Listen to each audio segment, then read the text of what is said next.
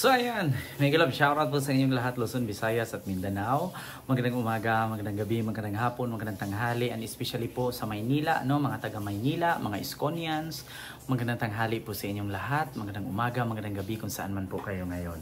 So ngayon po ay actually sa last vlog natin, tinawag nga ni Congressman Bini Abante itong si Yorme Isko Moreno na anay daw at si Hani naman ay bubuyog. So, sabi niya, ang anay daw ang sisira, no, sa Maynila.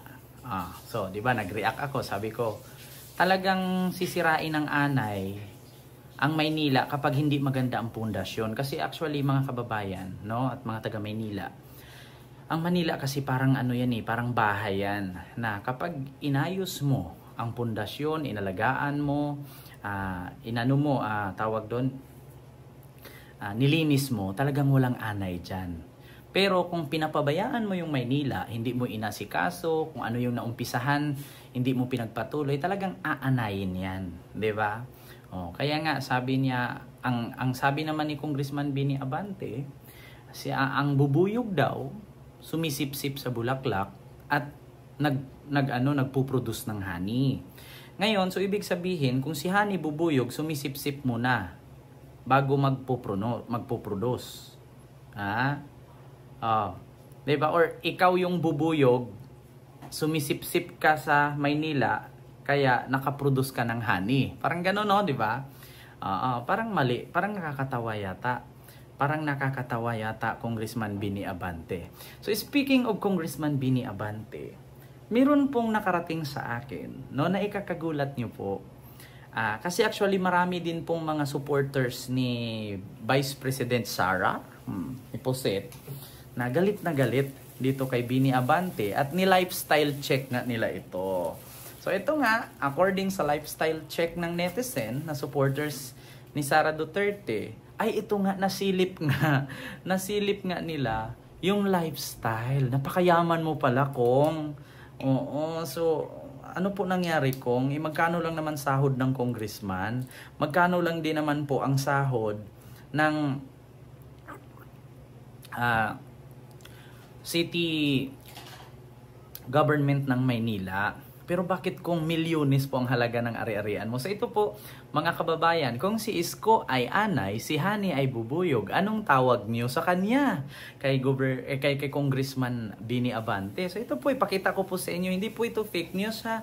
Ito po ay meron pong patunay na kung gaano po ka-luxurious ang buhay ni Congressman Bini Abante. Yan, sabi ko nga sa iyo, bumibira ka Ayan tuloy, naumpisahan. So ito po, panoorin niyo po. Sino raw ba ang mag-aakala na ang nooy napakasimpleng pastor ng isang local church sa Metro Manila?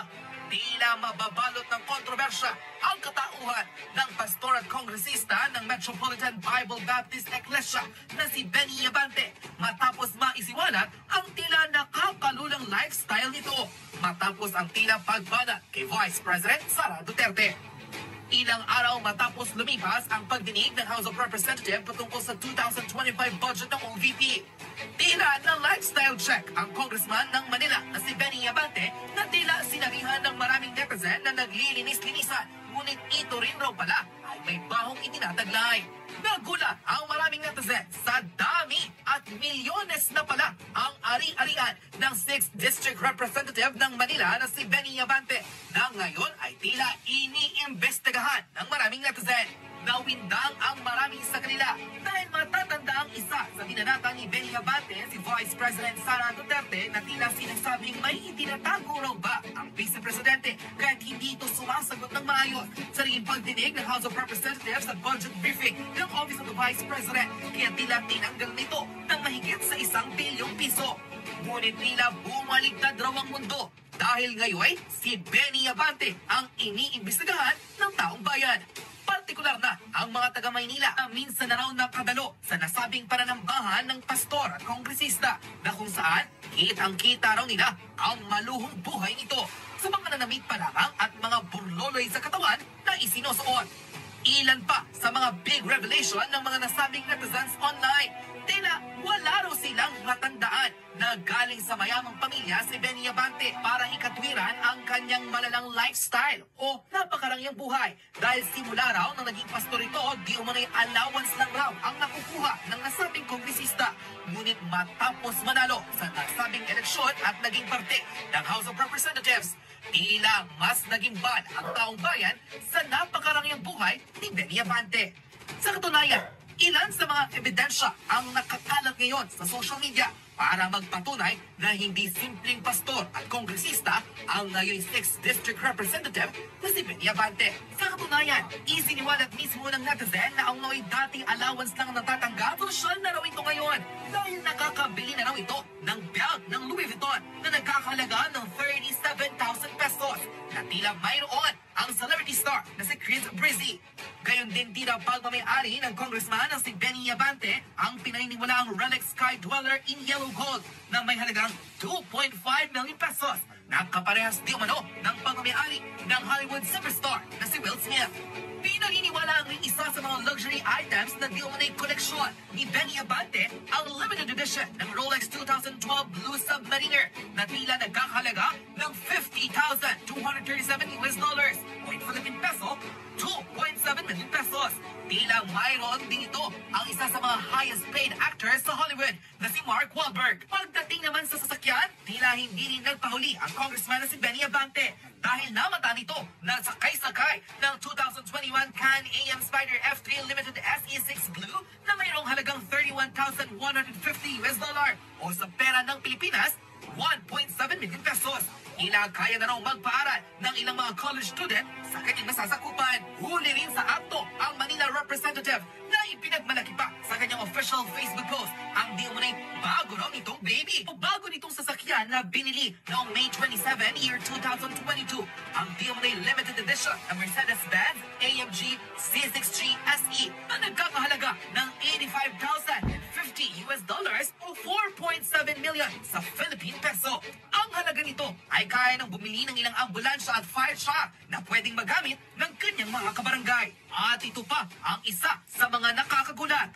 Bukod sa kanyang limited edition na Mercedes-Benz na may halagang 4.7 million pesos, tila bistado rin si Benny Abante sa kanyang exclusive Facebook post kung saan inamin ito na pagmamayari niya ang isang luxury car na tanging artista, milyonaryo at bilyonaryo lamang ang makakabili. Dahil bukod sa limited edition, tila nakakalula ang presyo nito. Ito'y walang iba, kundi ang VIP bulletproof na Cadillac Escalade na ESV Armored Level 6 version na may halagang $331,000 o sa Philippine peso, 18.8 million pesos. Mataas pa sa sahod ng isang pangulo sa loob ng 6 na taon. Ano ka ngayon? Ano ka ngayon? Congressman? Kung si Isko Anay, si Hani Bubuyog, anong tawag sa'yo? Naku, nakakalula naman po yung mga ari-arian mo, Congressman. Saan mo po galing? Kasi alam ko, pagiging pastor, hindi naman mga millionaire yung kaanib mo eh. Hindi naman mga businessman yung nakasimba sa'yo. Allowance lang naman. Pangalawa, hindi din naman milyon-milyon ang sinasahod ng isang kongresista. Pero may tanong ko lang, bakit kaya, paano kung hingian ka ng salin at asset? Saan po ito galing? Hindi po kami gumagawa ng issue. Mismo, mga post mo po yan. Nakikita po. Suot mo. Sinakyan mo. Tinabihan mo. So, kung si Isko Anay, si Hani Bubuyog, anong tawag sa'yo? And thank you. God first. Mga kababayan, kayo na lang po siguro ang humusga. Ayaw ko nang magsalita pa. Disclaimer lang, nakita ko lang sa post. Anay si Isko, ano ka? Sorry na lang.